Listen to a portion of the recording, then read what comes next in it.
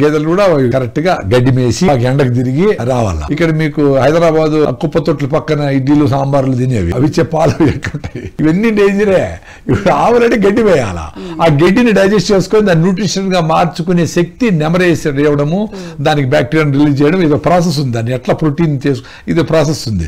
అట్లా చేసుకుంటే అది ఆరోగ్యంగా ఉంటుంది. అది ఆరోగ్యం ఉండే ఆవు ఇచ్చే పాలు ఆరోగ్యంగా ఉంటాయి. 2 లీటర్లు ఇచ్చే ఆవుని బ్రీడ్ చేసి మన బాస్ ఇండికస్ అంటాం మన బ్రీడ్ ని, గోపురము గంగడోలు బాస్ టారస్ అని తయారు చేసి దానికి ఇంత పెద్ద పొదుగు 20 లీటర్ల పాలు ఈజీగా చేసి దాన్ని హాలండ్ లో 1000 కిలోలు ఉండే ఆవును తయారు చేసి వాటికి ఇంత ఫీడ్లు వేసి మిషన్ తో పితికేది ఇవన్నీ చేసినారు.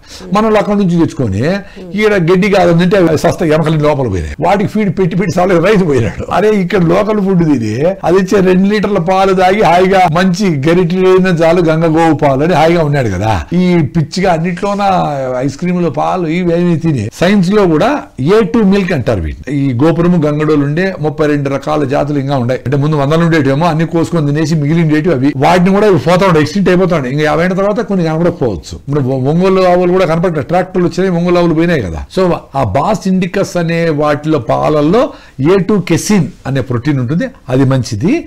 ఈ HF ఆవులు వీటిలో ఉండే పాలల్లో హైబ్రిడ్ ఆవుల పాలల్లో A1 కెసిన్ ఉంటుంది, అది కార్సినోజెనిక్, అలర్జీలకు రకరకాల సమస్యలు అది కారణమని ప్రపంచంలోనే గుర్తించినారు. నేను అంత ప్రపంచంలో గుర్తించేంత సర్టిఫికెట్లు ఏమీ అవసరం లేదు. వీలైన వాళ్ళు 2 ఆవులు పెట్టుకోండి, వాటికి ఏదో గడ్డి జొన్నలు సొప్ప గిప్ప వేయండి, వాటి దూడకిసి పెట్టి మీకు కావాల్సిన 1/2 లీటర్ పాలు తీసుకొని మజ్జిగ చేసుకొని హాయిగా తాగండి, అది తాగండి అంతే. ఇప్పుడు ఆ పాల్లో ఉండే కెసిన్లు ఓ ప్రాబ్లము, ఆ పాలు ప్రిజర్వ్ చేయడానికి వేసే chemicals hydrogen peroxide, caustic soda ఇదో ప్రాబ్లము, అది నిల్వించే ప్లాస్టిక్ కవర్ ఓ ప్రాబ్లము, దాంట్లో వేసే కాఫీ ఓ ప్రాబ్లము, దాంట్లో వేసే చక్కెర ఓ ప్రాబ్లము.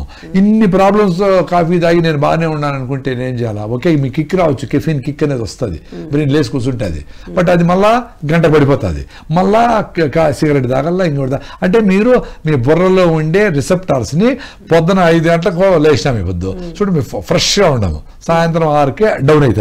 అంతవరకు మా రిసెప్టార్స్ యాక్టివ్గా ఉంటాయి. అట్లా అందరూ ఉండాలని నేను కోరుకునేది. నేను స్పెషల్గా పుట్లా.